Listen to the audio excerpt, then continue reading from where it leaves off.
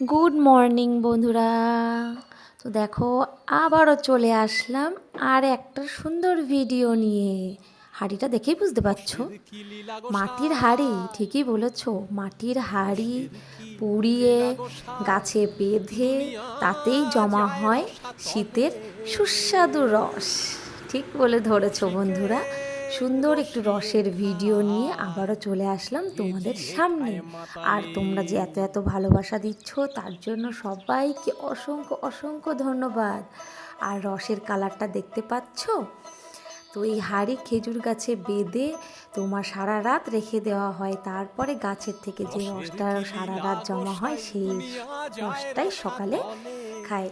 তো আশা করি অনেকেই খেয়েছো, আমরাও আজকে ট্রাই করছি, খুব ভালো লেগেছে। শীতকালে অথচ শীতের রস খাবো না, এটা তো হতে পারে না, তাই না?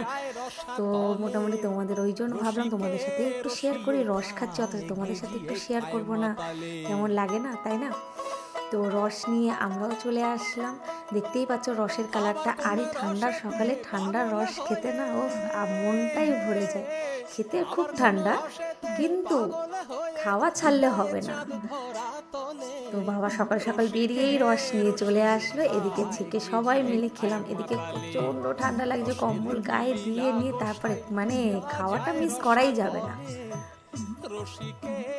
তো রস নিয়ে বসে পড়লাম, আমরাও রস খাচ্ছি। তোমরাও কে কে রস খেয়েছো অবশ্যই জানিও কমেন্টে। টাটা, সবাই খুব ভালো থেকো।